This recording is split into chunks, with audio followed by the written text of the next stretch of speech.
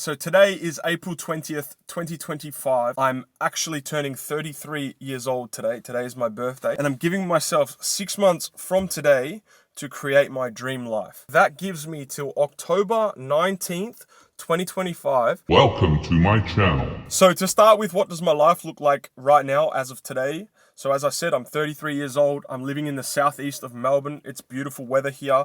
Look at the sun shining through this camera.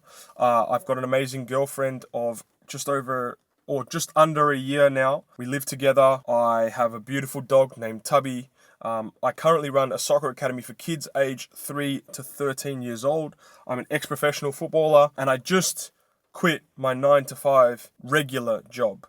Now, I was coaching at a school. I just quit that a few months ago, and I'm just now coming to get an idea of what I want to do with the next 6, 12, 18 months, and I've got a bit more direction. So I've given myself a challenge of 6 months to work out a way to make it actually financially sustainable for me to live my dream life. So why the 6-month goal specifically? The 6-month goal is basically, I am currently, transparently, living off my savings. And the reason I'm placing a 6-month sort of path in my way is because the other day we had a meeting with one of our, call him a mentor, and he asked us the question of like, how long can you sustain living like this without being paid and just producing content? How long can you live like this for, realistically, until you need to go get another job, normal 9 to 5 or whatever? And the answer, which was surprising at the time, was 6 months. Probably can do it for another 6 months. I've got a trip coming up in end of June where I'm going to Germany with my partner and my mum, by the way, which is going to be great. And when we come back, we're supposedly needing to move into a new house, which is going to be much higher rent. So me living off my savings is probably not gonna be sustainable for any longer period than 6 months. The other reason is that I really want to hold myself accountable to time. I'm a hard worker, but I know if I just say I'll do something tomorrow, it needs to be much more specific than that. What I say I'm gonna do tomorrow ends up next week, ends up next year, ends up I never do it, right? So I need to hold myself to time. So yeah, I've given myself 6 months. I think it's a realistic time frame to build out this dream life that I wanna live, but it's not gonna be easy. It's not going to be easy. I also am probably in a position in my life now where, like I said, I'm 33 years old. It's the time of, I think, our generation where we start to think we probably should have it all worked out right now, but we don't. And we kind of realize that, and there's a discomfort that comes with realizing that I'm getting older. I'm starting to get to the age, or I'm already at the age where I should have it all worked out. I should have all my finances in order. I should have the white picket fence and everything perfect and set up to have kids arrive in my life. But I don't have that right now. And I have recently, I'm going to say the last 18 months, had the feeling that I am ready and want to have kids. And I feel like I've got the maturity that I'm ready to do that, and I want to do that. And now I've got the partner to do that, but the finances are probably not there to do it. So I really want to, I grew up in a household that I wouldn't say we were poor, but in comparison to other Australian households, we were probably the lower end. We struggled quite a bit financially.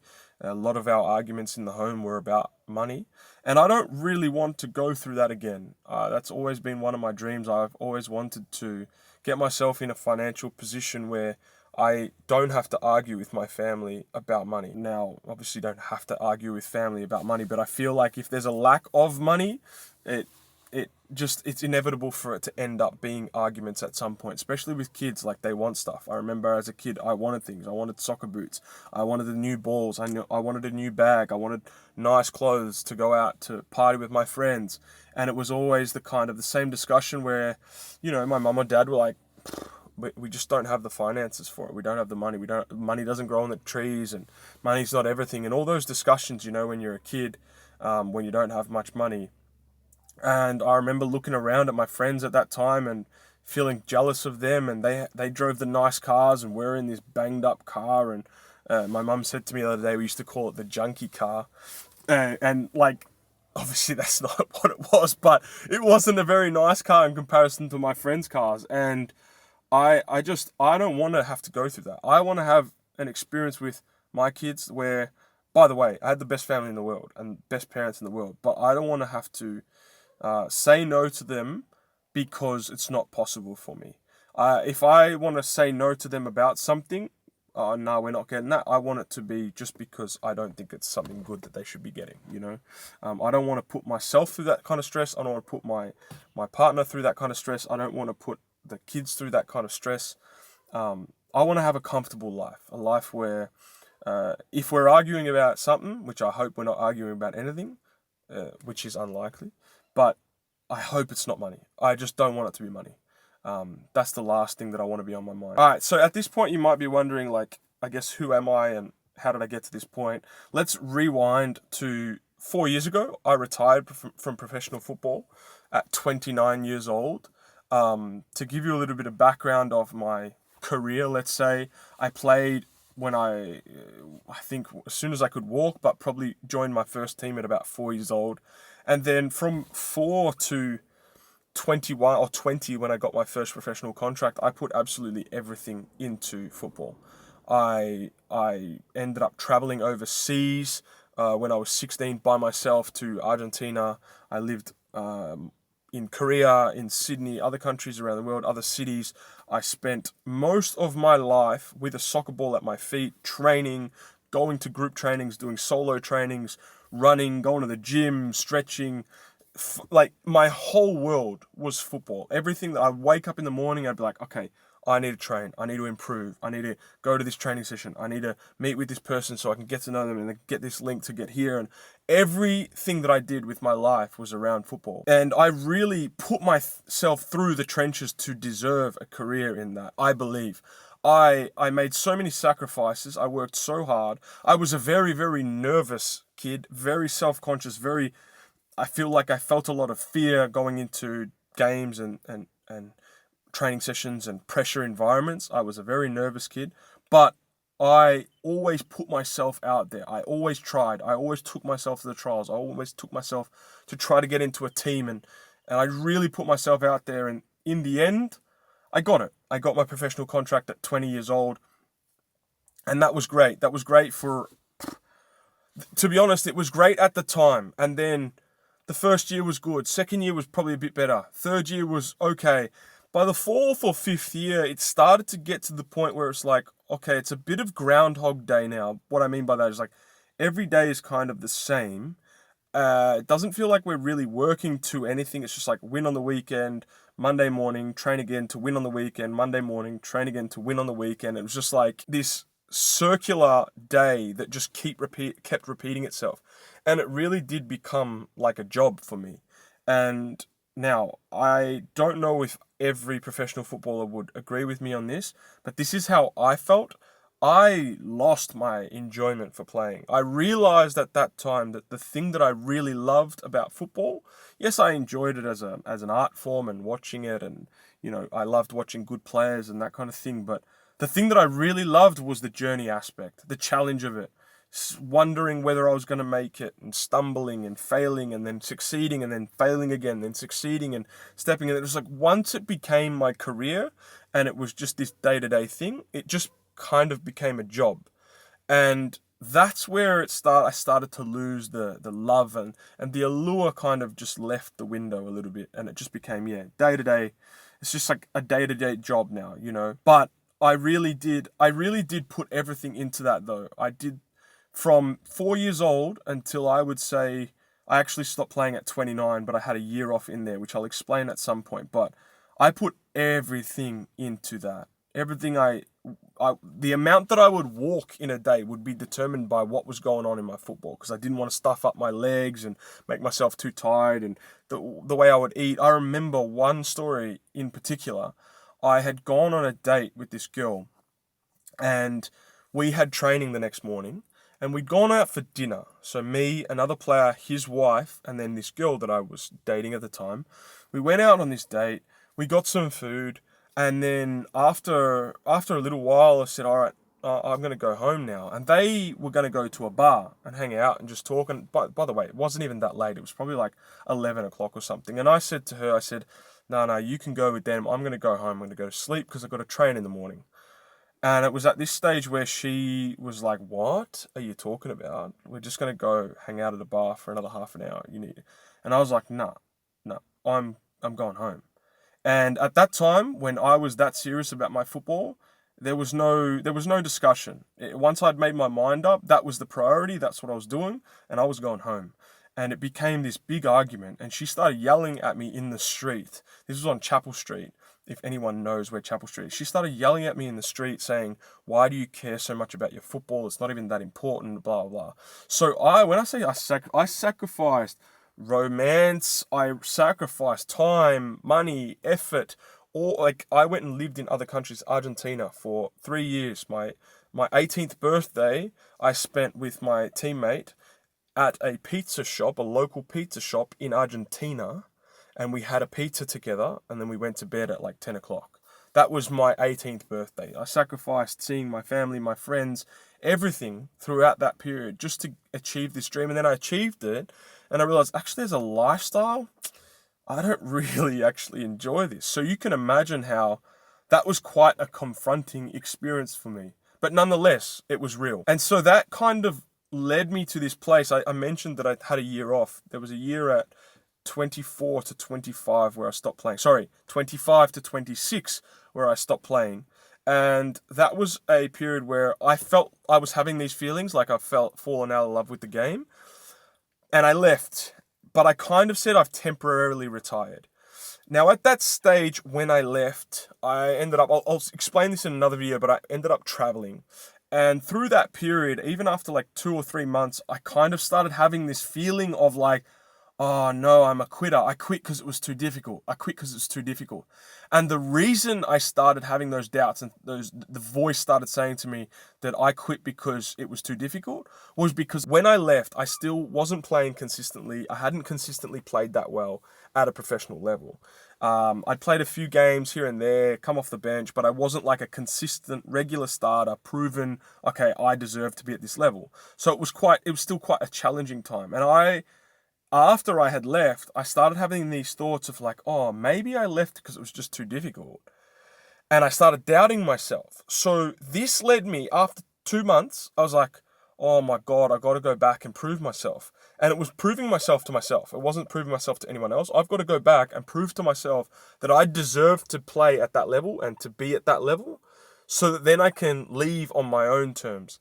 So I came back, 26 years old, and I played a season in the local leagues, ended up getting a new professional contract at a professional level, played a season here, and I ended up getting a contract to the Korean division, Korean League 1, which is higher than the Australian local professional league, and played 2 seasons there.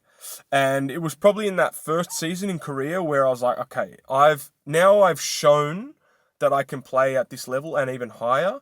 And I've been consistent and I've been a regular starter and I've been successful in all of this. And I'm still not enjoying it. I think there was a moment in the first season. It was actually the first season. I stayed for a whole nother season after I felt this. But it was in the first season where I had played really well in a game. I'd finished the game, played really well. And at the end of the game, I felt like, I still didn't enjoy that. And that was again quite a confronting experience for me. It was like, okay, I've just played a really good game and I didn't enjoy it. That's not a good sign. And then the straw that broke the camel's back was I had said when I was a kid that I would never play for money. And there was a game in Korea. This was the defining game. There was a game in Korea. We would get bonuses for winning games, and I think we were drawing, and the goalkeeper was about to take a goal kick from the other team, and he was lining up the ball. I was standing in the middle of the park, stadium full of people. He lines up the ball, and he's about to kick the ball, and I had a thought at that time, I better try to win this header because I really want to win so that we can get our bonus. And that might not sound that significant to you, but for me it was super significant. It was the first time I had ever been on the park, on a soccer field, and thought about money. And that's when I realized I'm now doing this for the wrong reasons. I was earning really, really good money. When I say good money, I'm talking good money. The type of money that people don't walk away from. Let me say that, right? And that's not to be arrogant. That's just to be like, I was so adamant that I didn't want to play for money, that I left significant salary over there. And when I was on the ground thinking about the money that I was earning, that was when I knew, all right, this is the time to let this go, because I never want to play for money. I never want to do something just for money. It's fine it's fine to accept money, that's fine. But I want to do something with my life that the reason I do the thing is to do the thing, not for the money, right? And I believe that's possible. So that's when I made the decision. At the end of that second season, it was very difficult for me. I had to have some very difficult conversations with, my parents to start with, then with my player agent, with friends, people that were close to me, and then eventually with the coaches. And that was a hard time for me. Even though I knew it was the right decision, it still felt difficult, and I was questioning my decision. I was questioning, am I just a person that is picky? Like, am I someone that is hoping for a career that is perfect, that is not realistic, that there is negative things in all careers? And am I just being having a standard that is too high for something that is unrealistic, that's never going to happen? I'm never going to have a career that I love that much. And now I'm going to jump to something new and I'm going to have the same experience. So that was a big fear for me. And then the other fear was like, all right, I've put in so much effort, so much time, so much money into this journey, and now I'm successful, now I'm earning money, and now I'm going to throw it all away to start again from zero. That was another fear. The other fear was like, what is my new passion? What am I going to do instead? I've got to find something new now. I've spent my whole life building this skill set and having a drive and passion for this thing, and now I'm going to try to find something new. I'd heard that it's quite rare for anyone to have any passion whatsoever, to have one passion, let alone have one passion, move on from that, and then find a new passion. So I was having all these thoughts. I was having like survivor's guilt of, I know a lot of players that would kill to be in my position, and now I'm just going to give it away. I'm in this position of this privileged place of success and doing this career that everyone says you should love and should be obsessed with, and I don't enjoy it. So again, am I just being like a spoiled brat?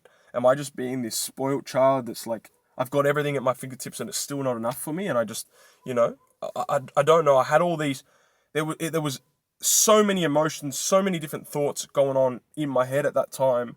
But something deep inside me knew the feeling was there and it was right. It knew it was right, particularly when I'd had, like a successful game and I'd left and I didn't feel happy about or fulfilled, or I felt numb to even a successful game. I wasn't going home and being like, that was awesome. That was when it's like, that's weird, that's weird. That's wrong. That's not how this should go. And so I quit. I took a leap at that time. I didn't know where I was going to land after that. They say that most people will choose unhappiness over uncertainty. And it was definitely an uncertain time for me. And that was very scary. In some ways it was exciting because, you could have it's almost like if you could visualize in your head you're walking around the parameters of a forest, let's say. And inside the forest, it's completely dark. You have no idea what's in there. But outside, you can see everything because there's light. But you're in shit and you're in mud and you don't want to be there. You hate being there. But at least you know where you are. Like, at least this is common ground. Like, your feet are on the ground. You can see what's around you. And then you've got this dark forest where that's where your imagination is, right? That's where all the possibilities of all the negative things that can happen in life, they live in there because it's all possibility. What's in that forest? I have no idea. But the other thing is that in that forest is the possibility of the good things, right? All the positive things. So while it was an exciting time, it was a very scary time. It was a big step towards the unknown. And I took that step. And I'm going to tell you now, 3 years later, it was not an easy step to take. And it has not been easy for this entire, let's say, 3-4 years. But it has been right. And I know it's been the right decision, and I'll explain to you why. I guess the best way to summarize, like, what have I done for the last 3 years? And I'll explain some of these things, what I've done for the last 3 years. First, I got a 9 to 5 job in a gym. So I worked a regular civilian's life after coming from playing football for my career, a normal gym life, where I train in the daytime, just, work in the gym at the reception. And I enjoyed it. I enjoyed that. I started a soccer academy for kids that's still running now. That's quite successful. We're doing well. I enjoy it. Throughout that time, I tried to create two clothing brands. I tried to create a yerba mate brand. I tried to start a run club. I struggled to find direction. I struggled to release myself from the identity of being a footballer. It's very hard to come from doing one career, like something so significant like football, where, like I said, everything is connected to. It's like what time I go to sleep is connected to what's happening in my football. What do I eat is connected to what's happening in my football. Who are my friends is connected to what's happening in my football. It's like every single part of where do I live? How much do I walk through the day? What are my daily like every single thing, the way people talk to me, they don't say, oh, Rashid is the guy that plays football. It's like Rashid the footballer. And that's the way you think of yourself once you ingrain yourself into a career that deeply. You spend your whole life doing something and then you're successful, and it's like, that is you. It's very hard to distinguish what parts are you and what parts are your football. And so by getting rid of that, I heard Thierry Henry talk about this. It's like dying. It's like there is a big part of you that you are now allowing to just, I don't want to call it dying, but disappear, right? You're getting rid of this whole side of who you are, or who you thought you were. And that is not an easy experience, right? I felt a lot of an identity crisis through that time, trying to reinvent myself, reinvent who I am, establish myself as a worthy individual with value, that none of that value can now be derived for what I'm doing in my football. But through that time, I failed so much. I mentioned some of the businesses that I tried to start, some of the things that I tried to do. I failed a lot. I spent a lot of money. I lost a lot of money trying things that didn't work. I spent a lot of time, wasted time trying things that didn't work.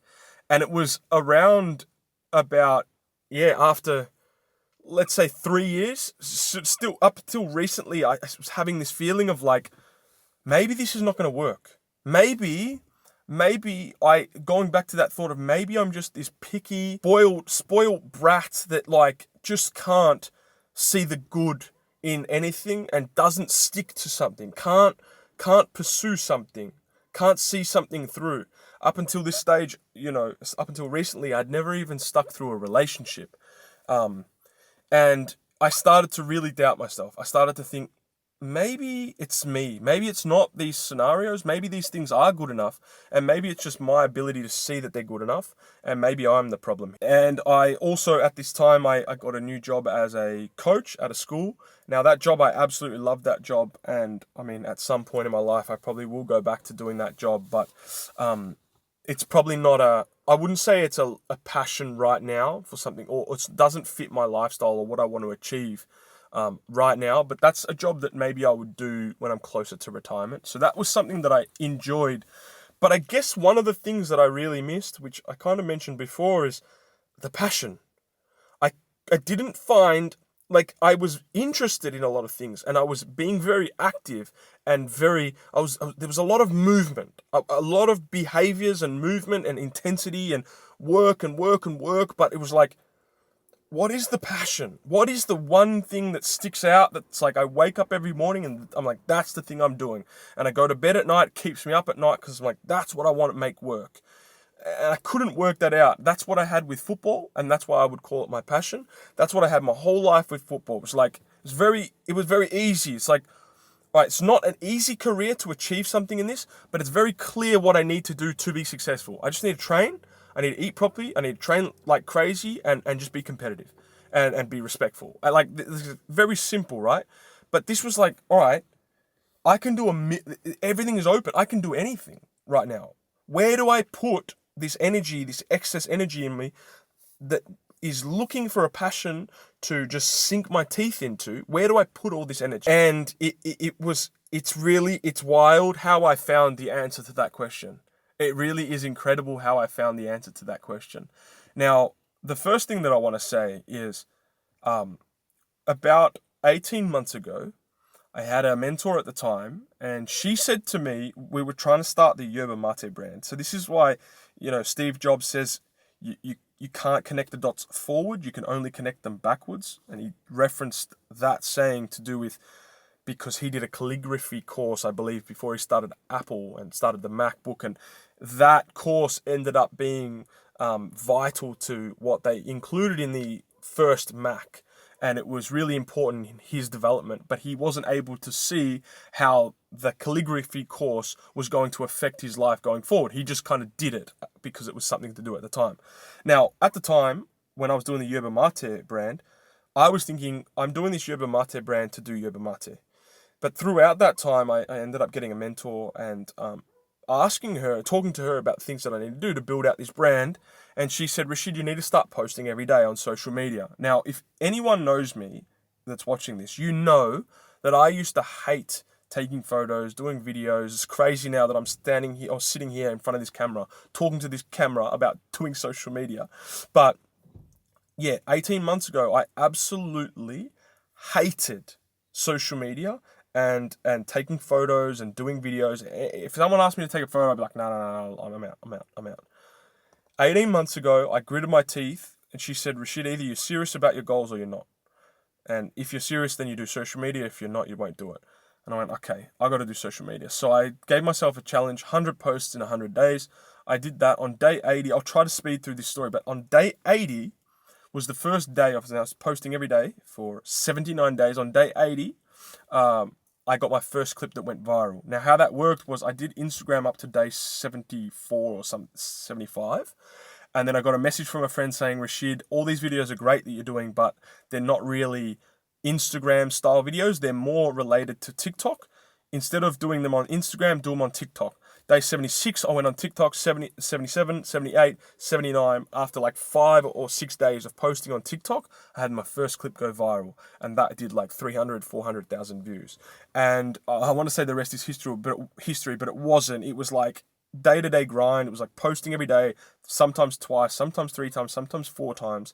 And I've got myself now into a position where I've got, and now this is not boasting, it's not a crazy amount of followers, but I've got about 150,000 followers across all platforms. So I've done okay. In 18 months, I've done pretty well.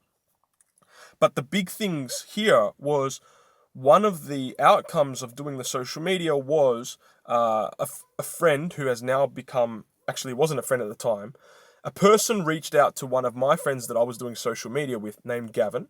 This person is named Jerome, who some of you may know if you're watching this video. He reached out to Gavin saying, I've seen Rashid and you do social media. We should do a podcast. I used to do a podcast. Let's start one. We started one as a 3. After 3 or 4 weeks, it was like, click, this is great. My best friend Jake then got involved, who had his own podcast. Now he's come in. It's 4 of us in this suited and booted TV journey now. And we've got this podcast, and we've quickly become a pretty significant football podcast in this country. And this is where I start to get this feeling of like, oh, there's actually something to social media in and of itself, not just the outcomes of like what it can do for your business, but just actually doing social media. I look forward to going to the studio. I look forward to shooting videos. I look forward to the short form, the mid form, the vlogs. I love the creativity of it. I love the planning and thinking, oh, what am I going to shoot next? And I love the game of the whole thing of like being competitive and looking at other creators and seeing how they've been successful and seeing if I can implement that or put my own spin on something and improve it. And I just love the whole gamification of the social media space. But throughout this last little period, so I've been doing social media for 18 months now, but that's been mainly for the soccer academy and sort of just doing it, not really knowing what I'm doing it for. But I have had this thing of like, I'm trying to find my new passion. I'm trying to find my new passion. I've had that at the center of my head for so long. Like, I need to work out what this new passion is, right? And the crazy thing is, I did a session with a psychologist the other day. My partner's friend came here from Germany. She was staying at our house, and she's a psychologist, and she did a session with me. I won't go too deep into what happened in the session, but basically, we did an hour session. I finished up crying, and you we didn't talk too much, but she was just asking me to think about things and tell her what I was thinking. And she put down some cards that said Rashid, and then one of the cards said work, and the other card said money. And it was just like I would stand on these cards and just allow what natural thoughts came into my mind while I was standing on that card in relation to that card. So I'd stand on the card that had my name, see what thoughts came to my mind. Stand on the card that said work, see what thoughts came to my mind. Stand on the card that said money, see what thoughts came to my mind. And I did that process, and we talked a little bit throughout it, and it was this whole thing. Anyways, I finish up this session with her, and it was emotional. I ended up getting sick. I get sick, and my partner's like, this is part of the process. Your body's realigning, and I don't know if I believe in all this woo-woo stuff, but this is what happened, right? I got sick. I had about 5 days of being sick. At the end of the 5 days, I'm not joking. I woke up in the morning, and I went, oh, my passion is content creation. It's almost so obvious because I'm doing it all the time anyway. It's like, it's right there. It's almost too close to my eyes that I haven't seen that is the passion. That this is the thing. It's not a thing to get me to there. It's not a thing to do X, Y. It's this. This is the thing that's in front of me is the passion. That's the thing that I love. It's content creation. And I think the reason I couldn't see it was, it's almost like if let's say you're in a relationship and you're broken up with a person, but you're kind of still a little bit attached to them, or you're still seeing them, or maybe you're still sleeping with them or something like that. You're talking, you're messaging. You're still, part of you is over there. And then a person might come into your life that's right for you, but because we call it in a woo-woo way, your heart is over there. It's like your heart's actually not available for this person. And that was me with football. Like, still part of me was letting go of the identity of football, of my old career. I got to let go of that to make space for something new to come into this space, to come into this passion space in my life. The other thing was, like, sometimes, again, going back to the analogy of a relationship, it's like, let's say you're going on 1,000 dates a week, and you're really trying to find the person for you, and you're looking into each detail, and like, oh, I like this about this one. You're analyzing it. You're doing criteria list, pros and cons. But then there's this person that's kind of just always there around you, and because you're looking for something like earth-shattering, that's out of the ordinary, that you've pictured in your mind, that's going to be just like a weird, like massive thing that's going to be like, whoa, that's amazing. They're the best person in the world. But the person's just there, and maybe they're just too good, that you're not noticing. Because there's not that many flaws, you're almost not noticing them. And that was me with social media or content creation. It's like, I'm just enjoying doing it. And because it's like, there's not too many problems around doing it, I don't think of it as a thing. I'm like, oh no, it needs to be a business that's complicated, that, I have to grind for, and blah, blah, blah, blah, blah. But it's like, I'm doing this content creation thing, and I love it. I love it. So that's the passion. It's not too don't overcomplicate it. That's the passion. And so for me, this little journey here, and filming this and talking about my intro into YouTube and all that stuff, the goal, which I've mentioned in my previous videos, but if you haven't seen them, is this is the 6-month goal: to cover my weekly expenses through doing content creation. I don't need to be a millionaire. I don't need to be, Jake Paul, but just to cover my weekly expenses doing this thing that I love now, that I've learnt that is my new passion, which is content creation. Now, that includes YouTube, Facebook, Instagram, TikTok, all the basic stuff, maybe Patreon, but how can I cover my expenses? By doing content creation. So now, what can you expect from this channel? So I want this to be kind of, I guess, your new favorite Netflix series. So your Netflix series that comes out twice per week, right? We just finished watching at home with Helen Ozark, which is a good series, but we just finished it, and we every night we would sit down to watch it, and we would look forward to watch it because we would want to find out, like, is this family going to get to what they want to get to? That's what I want to create for you guys. I want it to be entertaining. I want it to be informative. I want you to see the struggles, the challenges, the successes. I want you to feel like you're almost part of this journey with me. And if it inspires you to maybe pursue something that you've been wanting to pursue, or to take a leap of faith towards, or away from something that you don't like towards something that you do love or that you are passionate about, or maybe to try to find a passion, if it inspires you to do that, great. If not, and you just want to be entertained and watch the journey, that's cool too. But it's not going to be, I don't want to be like a YouTube guru or a social media guru. I'm not, what do they call it? An authority. I don't want to tell you how to be or how to live or anything like that. I'm just going to show you the honest experiences that I'm having and the honest lessons that I'm learning and the challenges that I'm going through and all that stuff. I'm going to kind of just show that to you transparently, and you can take that for what it is. You can find inspiration in it, you can learn from it, you can just be entertained. But what this channel is not going to be is, it's not going to be like an education platform, me telling you how to live your life, because I'm just a regular guy. I'm just someone that, I used to think, I was getting to the point where I was maybe thinking that maybe my standards were too high and I wasn't accepting things that were good in pursuit of an unrealistic perfect. But now in my relationship, in my career, my passions, I realized that no, actually my standards are good. The fact that I didn't settle for people in the past because it didn't feel right, I'm glad I didn't, because that made space for, Helen now. And same with career. Like, I'm glad that I didn't settle and stay in a career that was okay. It wasn't the end of the world. I'm not going to complain about being a professional footballer. Like, it was okay, but it didn't light me up inside.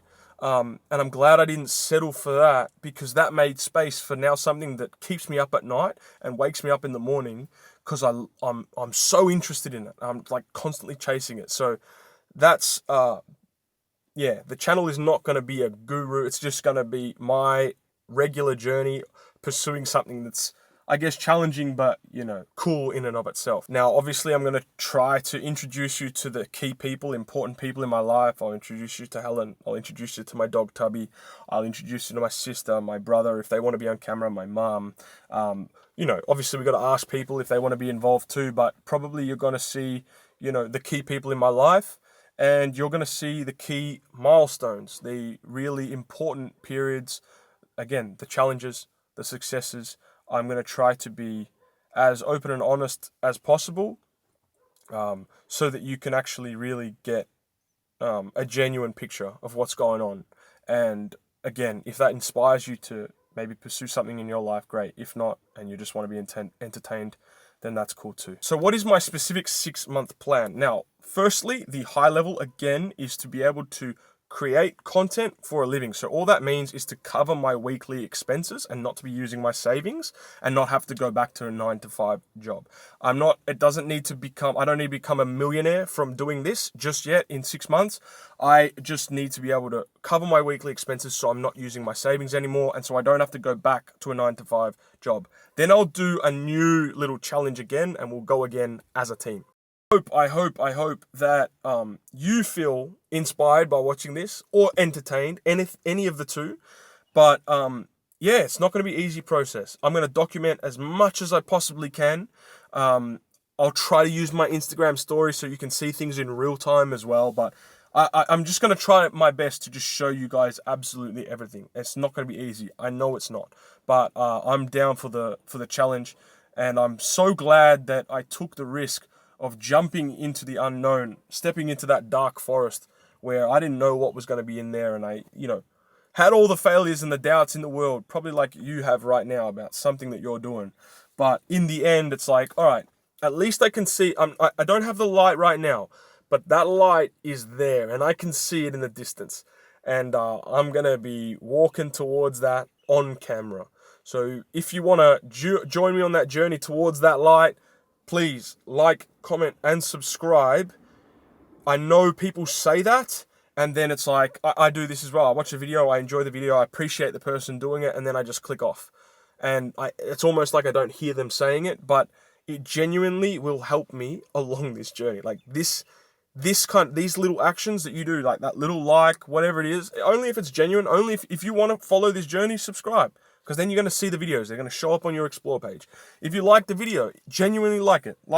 If you have something to say, comment. If you don't, no problem. And I'm sure you'll find another YouTuber to follow and to be your favorite Netflix series. Until the next one, I'll see you guys soon. Lord Mahazi out.